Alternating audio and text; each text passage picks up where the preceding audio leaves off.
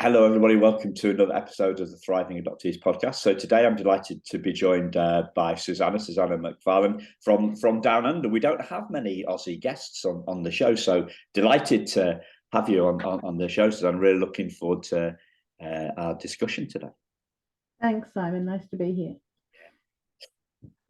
So Susannah and I spoke last week, and she, as I do when I'm talking to guests before they come on the show, I'm looking for that gem of an insight or that special phrase that the guests just mention kind of in passing, that I think might be a really good opening point for the conversation.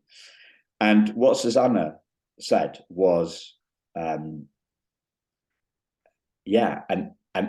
looking for an anchor to my soul. I think it was the word, looking for an anchor to my soul. Yeah.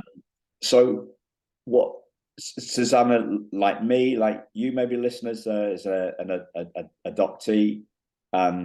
What does that mean to you, that anchor to the soul?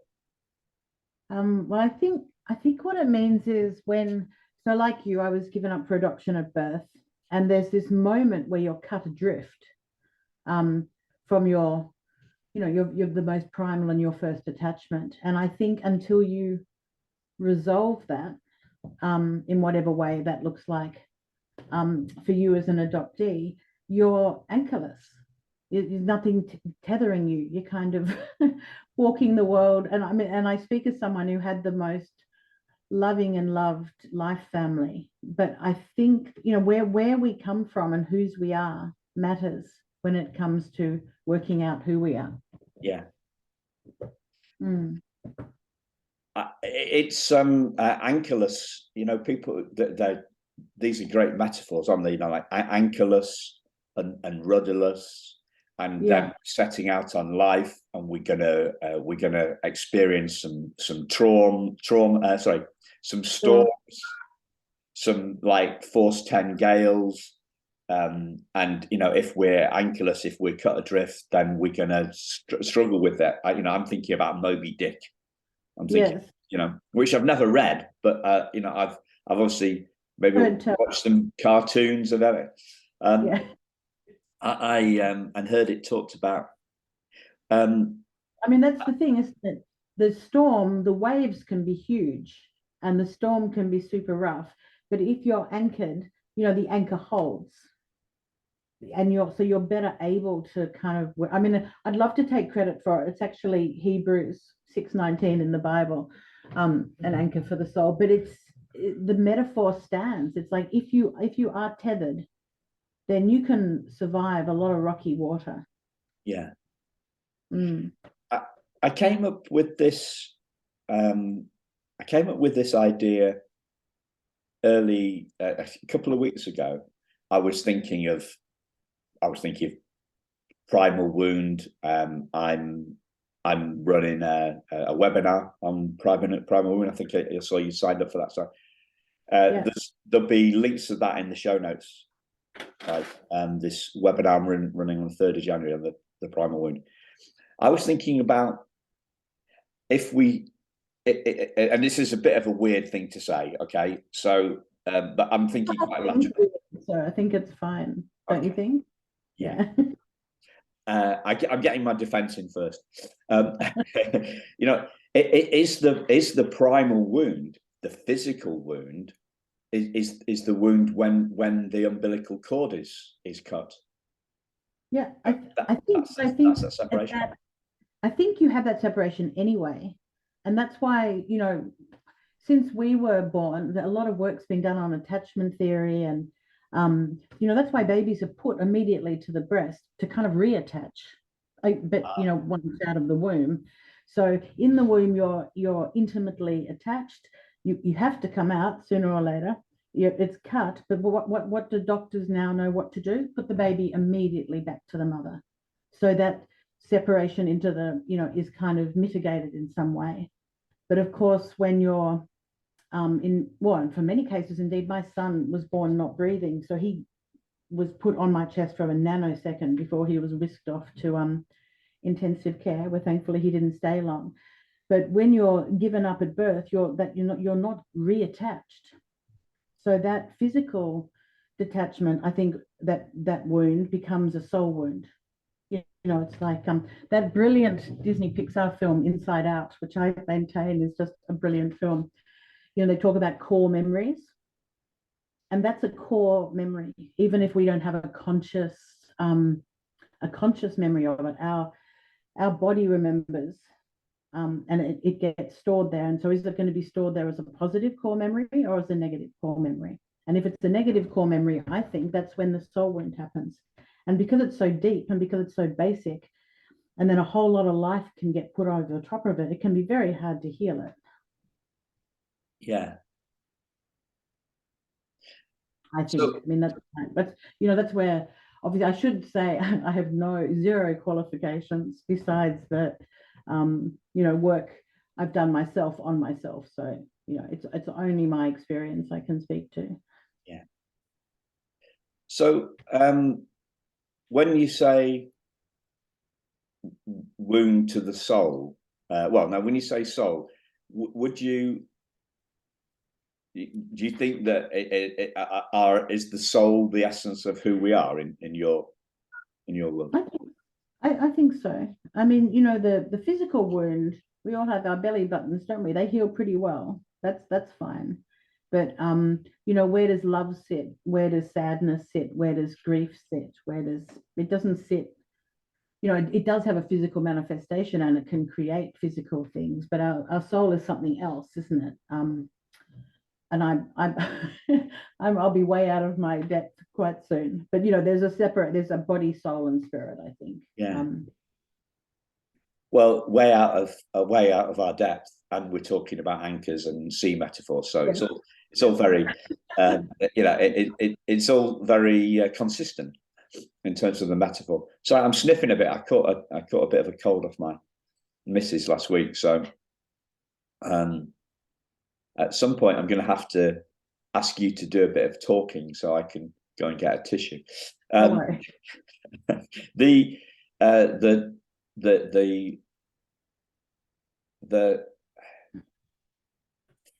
The soul wound.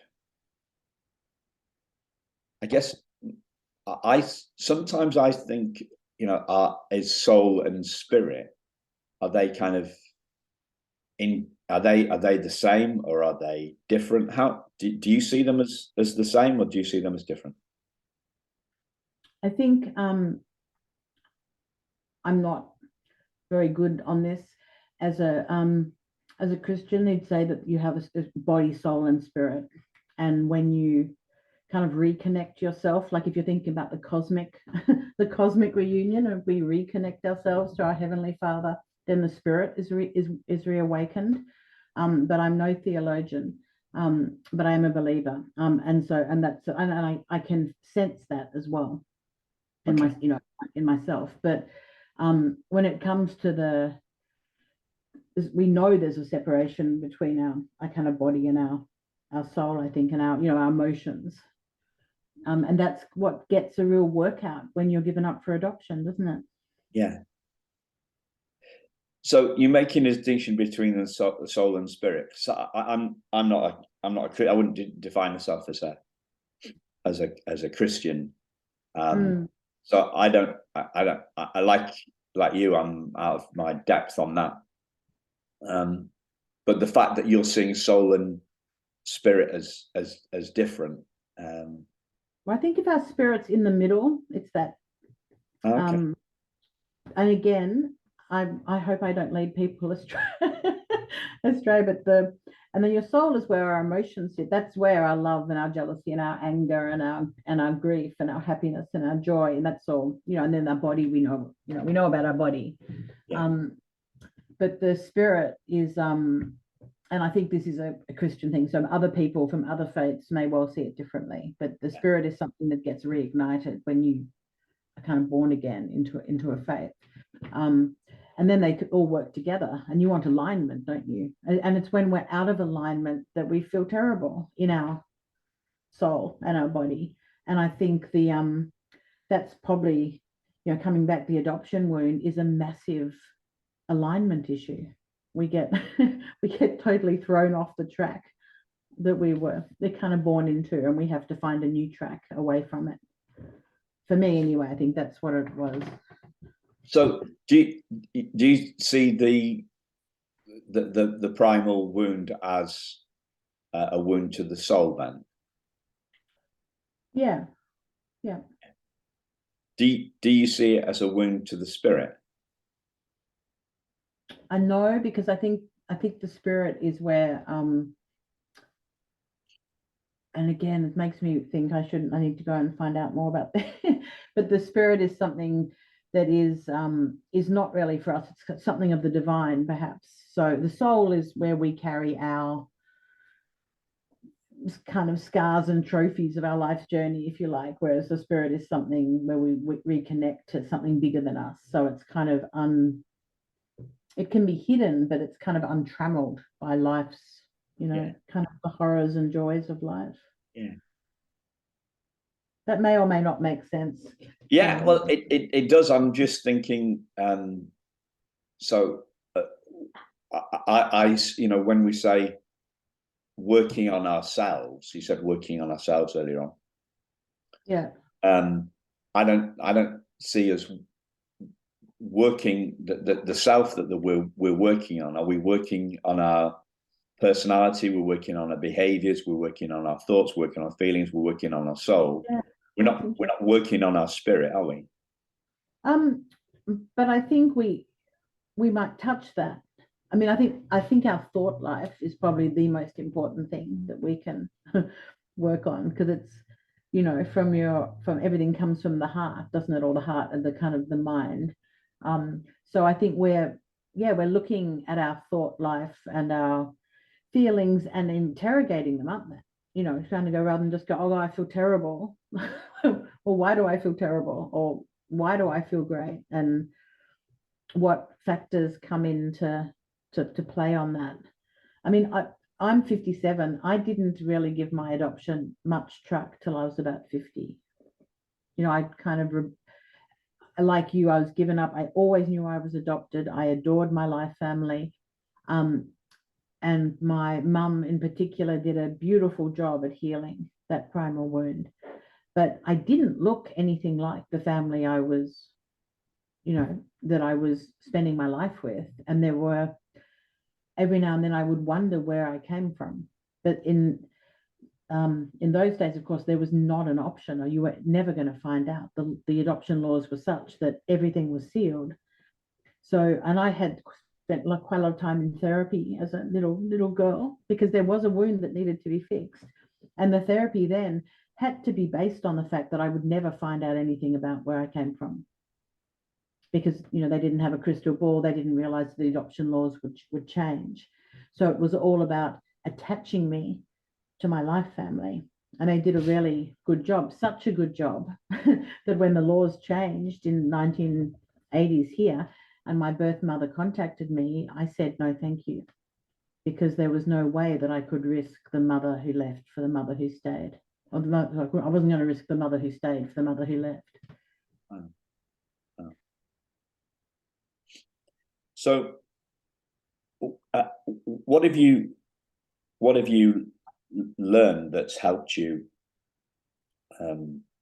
find that anchor? Well, I suppose there's two dimensions. So I did actually, 23 years later, make contact with my birth mother. So if we talk about coming home, if we started off saying there was this rupture at our birth and we were taken away, and then we wander the world, everything's about coming home and feeling anchored and feeling secure. So I reconnected with my birth mother. Took a long time to work out that there was no disloyalty to my life mother, and that's a different issue. I think the kids, the adoptees, they take on the burden of responsibility for all the adults. Like, how are they going to feel about it? And which is wrong and misplaced.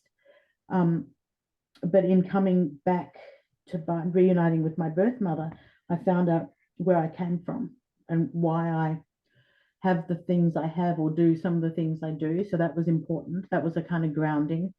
And then in turn, because she was also a Christian and my birth sister was a Christian, I came home and recognized that actually, there is a God. There is a God, and he's pretty good, and he loved me. So I came home to him. And so when you have that, that's the true anchor of this kind of totally unconditional love and sense of that you are, he might not like everything you do, but he likes everything you are. So for an adoptee, I mean, that's music to their heart, isn't it? To be told that you are valuable and you are precious without doing a thing. Who wouldn't want a bit of that? So yeah, yeah, definitely.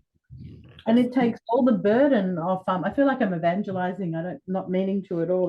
But that's where the question leads. Like, you don't have to work on yourself so much if you can give yourself over actually to the you're not in charge, and that's huge, such a relief for me anyway. And I think like a lot of adoptees, we're a performative lot, aren't we? Like we can make sure we are kept.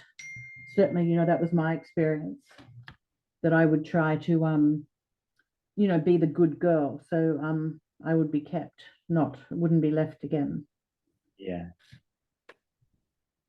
I don't know, did you have that experience? Like, did your kind of thing play out performatively? Well,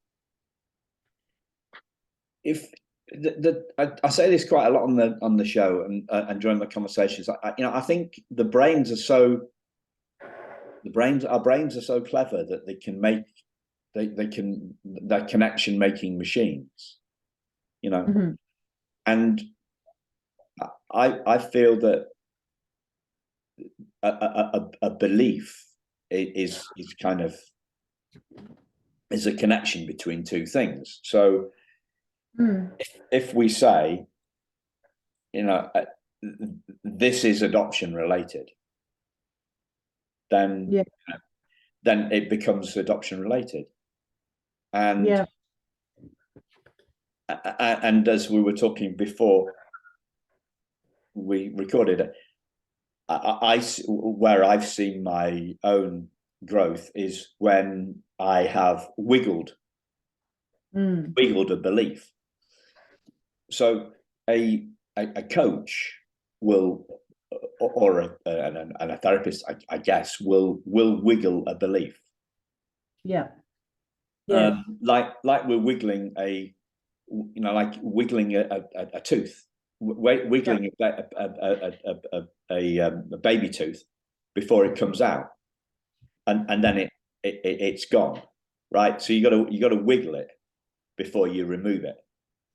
Yeah. But I like that because it's the same. I did, and I think for what I understand, many adoptees don't feel they're good enough.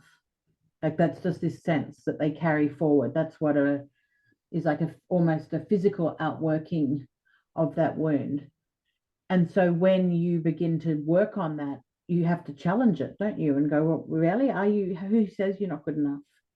And the adoptee will often burnish the absolute best bit of evidence because I was given up. I was given away. You don't give away something that's precious. So if you challenge that thought, that's not true. That's had nothing to do with you. That had everything to do with the grown-ups. You were just the little, person stuck in the middle, and they didn't even know you when you were given up. So it can't be, but you have to challenge. I think that's what you're saying, is you have to challenge that thinking and that fiercely held belief that you're not as good has to be unpacked. Yeah. And the word challenge is quite challenging, isn't it? Yeah. So that what we think could be, and we think, no, this is true. This is how I believe it. Well, it could be rubbish. And in the case of I'm not very good or I'm not good enough, it is rubbish. But yet we can walk around believing it. until we decide to kind of deconstruct it and kind of expose it. Yeah. So I was talking, but we don't. We're looking for truth, and the best metaphor I've heard on this that kind of relates to it is that, the moth is drawn to the flame. But as soon as it gets there, it backs off because it senses that it's going to die. So yeah. And it will die. That belief will die. But if we go close to it, so on yeah. How do I put this?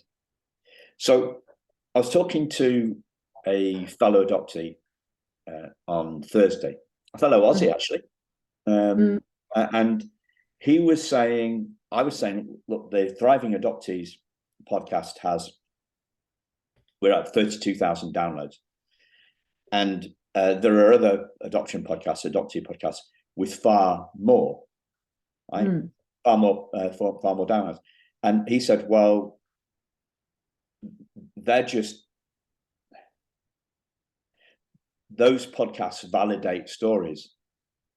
So we would rather be, I speak for myself, right?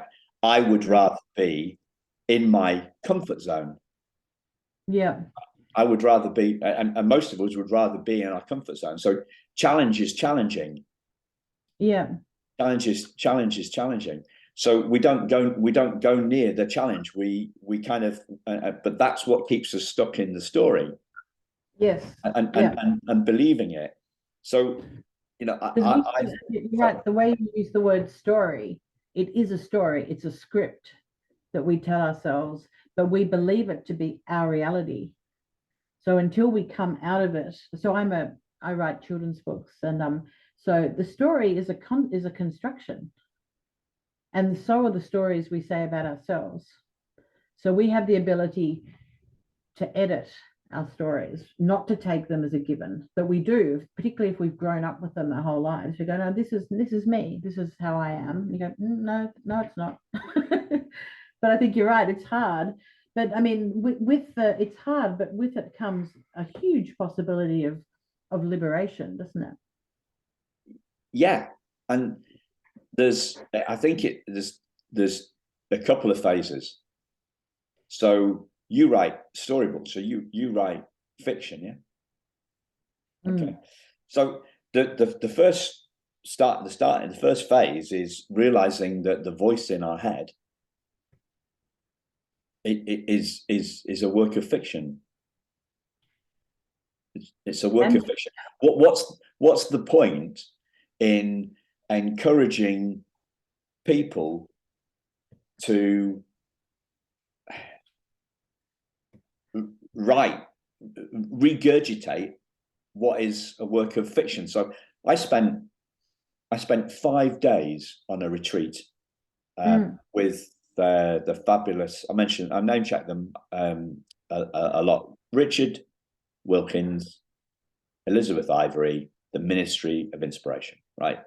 So I spent 5 days with them on a retreat in 2009, and we spent 5 days on separating ourselves from our story. Right. That's all we did for 5 days, right? So you can say, oh, I'm not my story, and that's a theory. Yeah. Or you can spend 5 days turning that theory, that bumper sticker, into an embodied experience. It's an embodied experience. It's not. It's my life, not a thought. So yeah, and that's so. Stage one is the story in our head. And what I learned on this retreat, the retreat had the two people I've mentioned, Richard and Liz, leading it, and I think there was 6 others. Right. I was the only adoptee there. Okay. And every other person also had a story in their head that told them that they weren't good enough either. Yeah. Well, exactly, because we all walk wounded. We all walk with a limp. It's just how did we get our limp? Brilliant. Don't you think? And so it is. So yeah. and if it's not looking at the cause of the limp, it's looking at how we come home to self. So Although sometimes knowing the cause can help you find your way out, like understanding it can do. The origin story of that can be a way out of it, because you don't want to camp there too long. Like, you don't need to sit in it for too long. But if you know, for me, I feel this way, or I tell this story about myself because this happened to me, but then I choose not to tell this story anymore, because what happened to me then isn't happening to me now. That's the yeah, if that makes sense. Yeah. That's the thing I came up with this morning. Actually, I was thinking, as I was thinking about our conversation, if you think about healing, it's like healing a physical wound. It's a curve, isn't it? It's a line. It starts off. We cut ourselves. We run it under the tap. If it's not too bad, we don't go to hospital with it. We just run it under the tap and we put a sticker on it, and it heals over time. Now, it's a linear process, but with a wound to the soul or a wound to the psyche, it doesn't look like that. It's like it's intermittent. So, or it's sometimes, because the infection is so deep, you have to have surgery, which is kind of 2 steps back to go 4 steps forward. So then you have to go into this kind of soul rehab. But the first bit is, okay, to fix this, we're going to have to open you up, or open you up and cut. And so that surgery is deep, and that could cause bruising, but it gets the infection out if you dive deep enough into it. So that's what we did on that week. That's a beautiful way of explaining that. Analogy looks at it as a beautiful way, because for the 5 days we laid our spirit bare, or laid our souls bare, and I'm going to go with the spirit one, right? Yeah. Because we laid our spirit bare, because that's the word I see it, and we saw that underneath the layers of infected tissue, the spirit was untouched. Yeah. Well, that would fall into my badly articulated separation between spirit and soul. That the spirit is there and it's clean and it's just waiting to be reignited, but in union with Jesus. Yeah, that's it. Yeah. I mean, for me, it's waiting to be seen. So we have to. We talk about the layers of complexity. I talk about layers of complexity in adoption. So the first layer is the primal wound.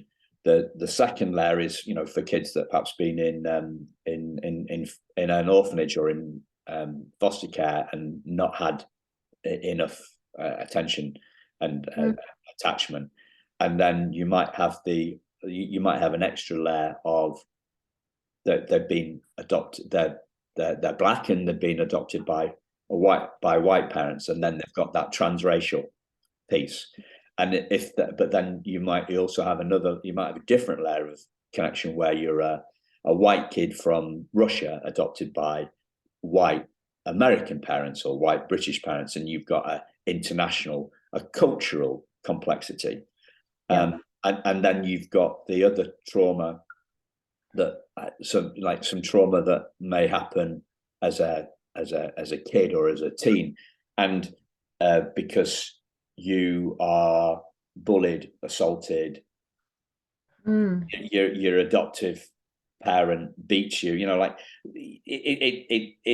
all these layers of trauma build up, and therefore we have to go down through the layers of the trauma to get to the spirit, to lay the spirit bare, connect with the spirit, identify. So we're identifying with our spirit, not with our trauma. You've got to get through all the dirty, murky water and get down to the pure bit. And then you've like a powerful weekend. Was it a weekend? No, 5 days. 5 days. 5 days of deep diving into your soul. Far out, but you slept afterwards. And I did another 4 days with them a couple of years later, in terms of learning how to explain this to others. And that but by that stage I was already, I kind of already transitioned from one business into another adventure that led me to eventually doing this, where I'm applying everything that I've learned, but I'm looking at it from an adoption lens. But nobody thinks that they're good enough. As you're right, we're all walking wounded. We're all walking with a limp. But my bigger limp actually was business. I thought I wasn't good enough at business, because some changes in the business that I took over from my dad and mum and dad, and some difficulties with that. My whole thing.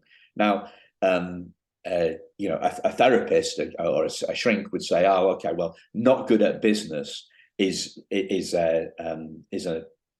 that's a side thing of not being good enough human being."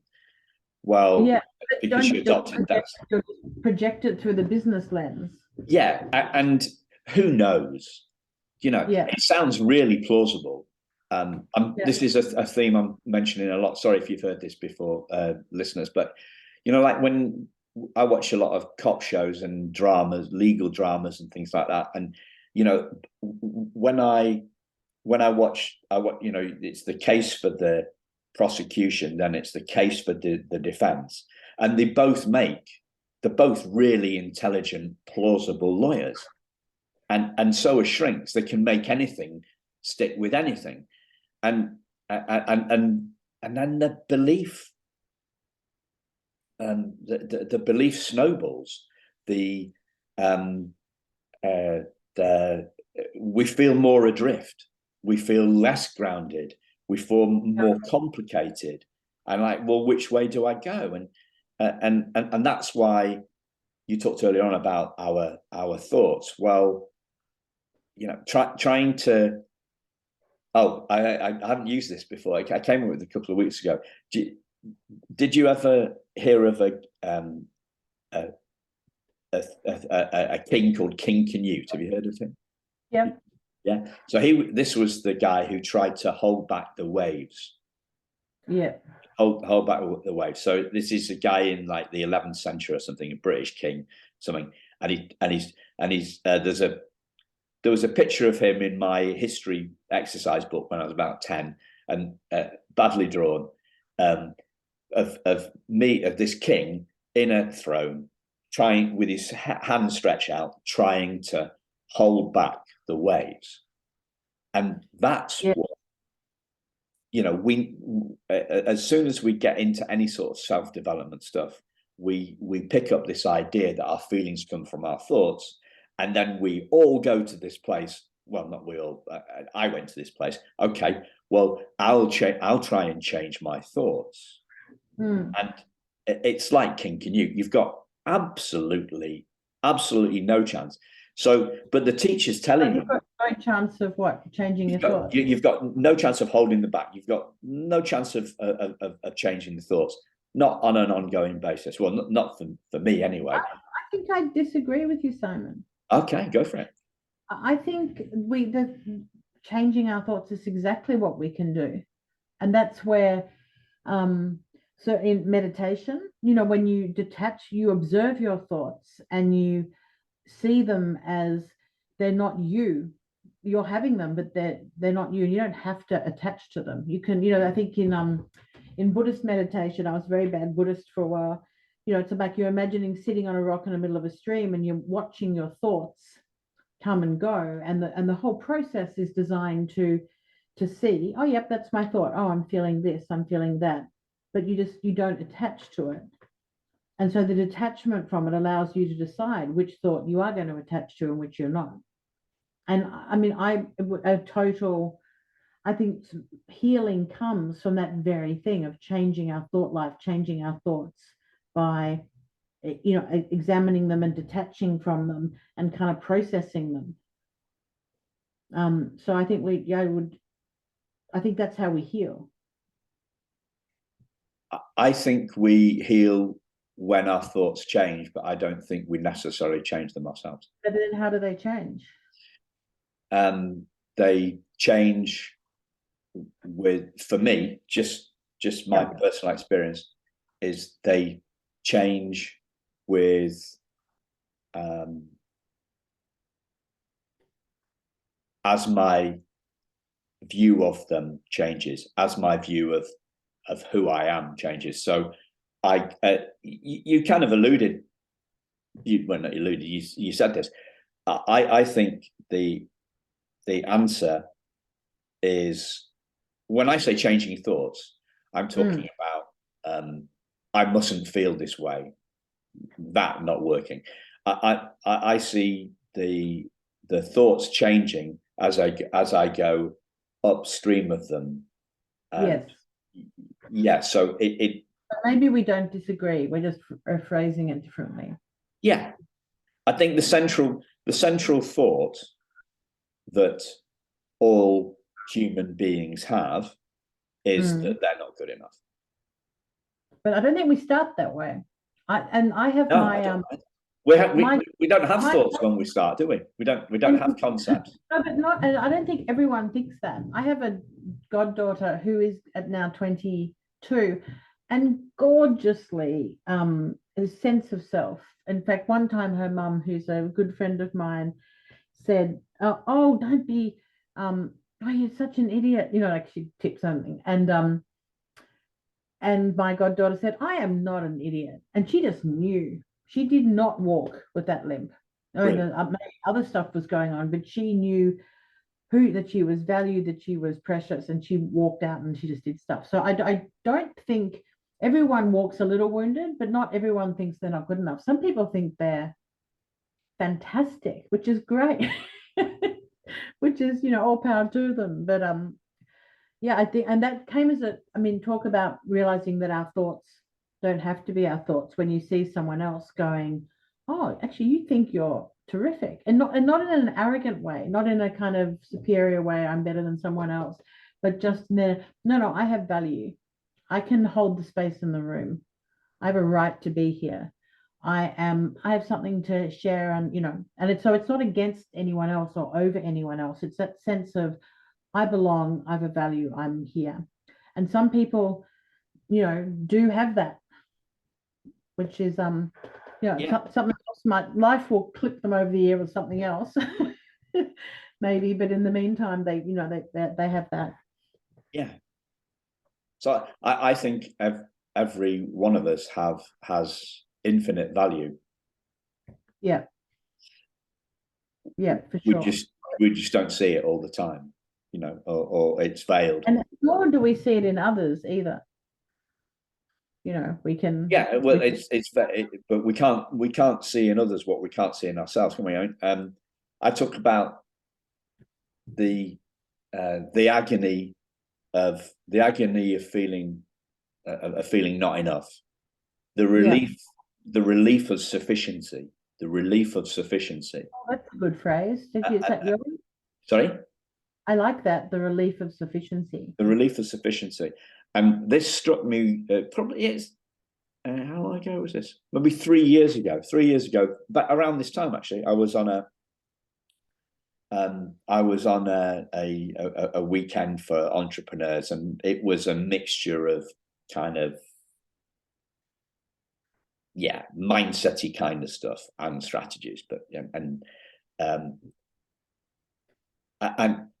this, I was watching this incredible speaker doing his stuff, and I just thought, this idea popped into my head: the relief of sufficiency. I felt it, and it was just like, you're enough, Simon. Yeah, well, that's it. There's to be enough. There's a beautiful Swedish word which isn't really translatable. It's lagom, and it's if you ask someone, do you need more or do you need less, and they go, no, it's like lagom. It's perfect. It's just right, and it's like enough. It's not excess. It's not deficit. It's exactly the relief of sufficiency. It's perfect. It's balanced too, isn't it? So, Richard, it's lovely. I'm going to go back to a sea metaphor, bearing in mind how we started off with the anchor for the soul that expresses this lagom. So, Richard Wilkinson, I mentioned earlier on, he talks about the fact that happiness and sadness are merely the high and low tides on a big sea called contentment. Right. That's nice too, isn't it? Yeah. Yeah, I mean, and it's love too. You don't, it's just grief only comes from losing something you love. So you kind of have to, you have to allow it, don't you? Because without it, if you don't. Well, people talk about suppressing guilt, but I don't think we don't actively, as human beings, try to change grief as we do other emotions. So the agony enough, the relief of sufficiency, which comes with an exhale, and like, you're enough, Simon, just as you are.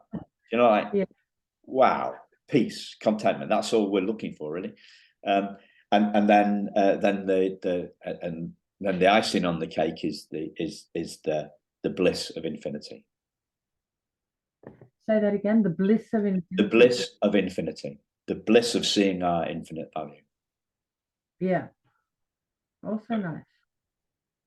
And we're running up and down that scale, aren't we? Well, it would be nice to stop running, don't you think? I think the goal is to stop running and to actually just believe it and then go about. And I mean, ultimately, I think that the point of all of it is then so you can love others better. It's so you can it's not just so you can go gold star, elephant stamp, knowledge of self. It's so you can then give out of that kind of sufficiency, you can then give to others. So the beautiful. The stop running one, I would try and wiggle that belief slightly. Right. And I would say, enjoy the run. Yeah. So, if we're okay with not feeling okay, we're always okay. Well, that old sitting in the discomfort, which I'm not a fan of, but I see it's important to do. You have to sit back to that thing of sit in the discomfort of your grief, sit in the discomfort of your loss so you can work through it. And then one of my counselors said, if you don't process grief, it'll process you. And that's the same whether your grief is of a primal, of someone you loved and who you lost, or that pesky primal wound we were talking about at the beginning. If you don't process it, it'll, I like that, it'll take charge of you. I totally agree with that. Fighting fighting anything prolongs the battle. Yeah.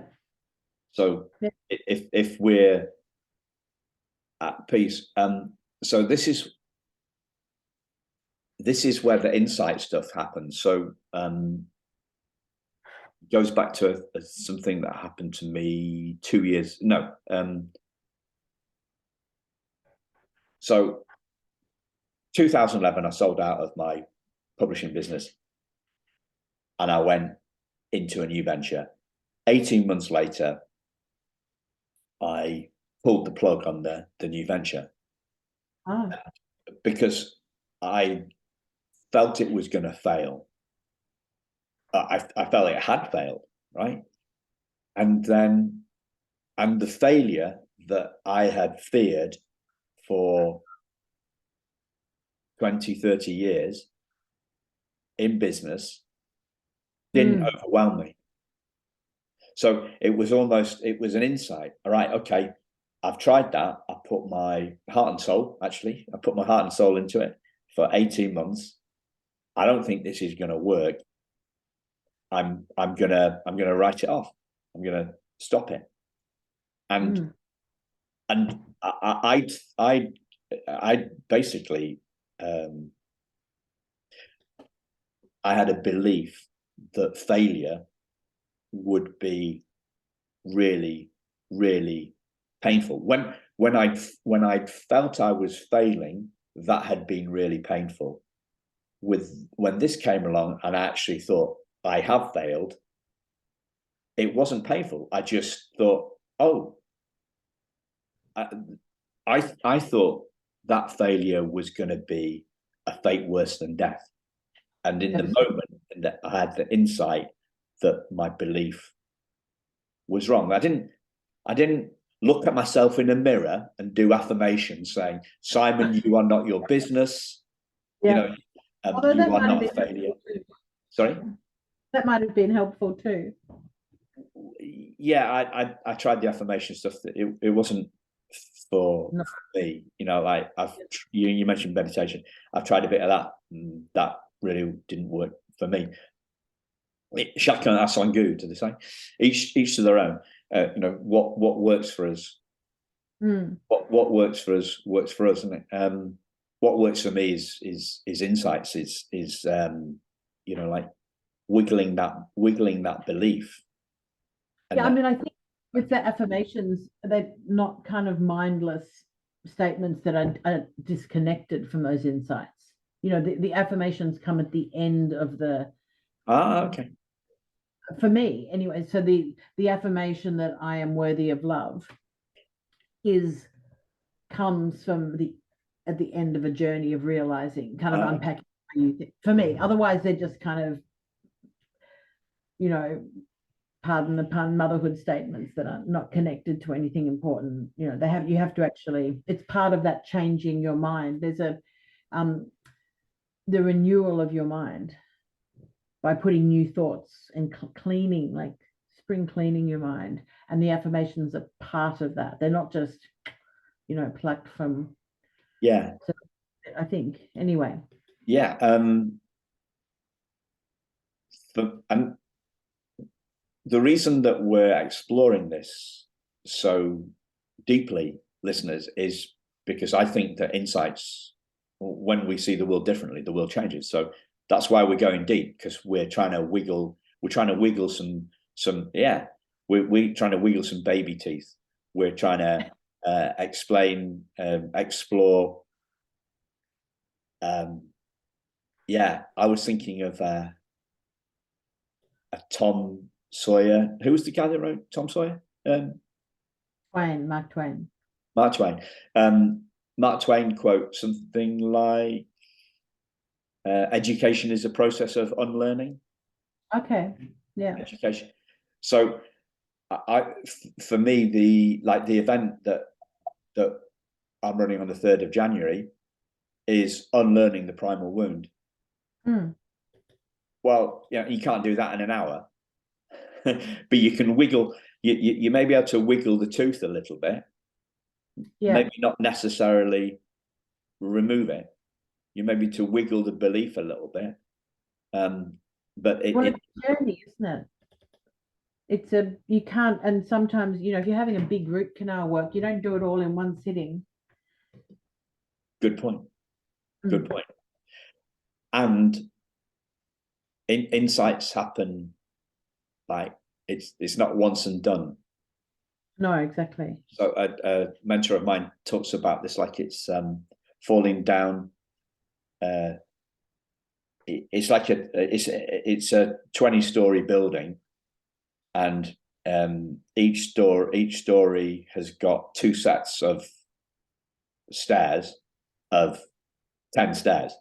So you fall down the first set of 10, then you land on a landing, and then a bit later on you fall down the next 10. And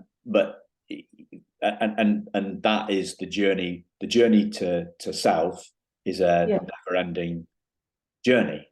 But in society, we think, well, once I'd mastered the riding my bike, I never forgot. Yeah. Yeah. So we think learning is once and done, whereas this is infinite. Yeah. This is an infinite journey. So there's not 20 stories, an infinite number of stories. Yeah.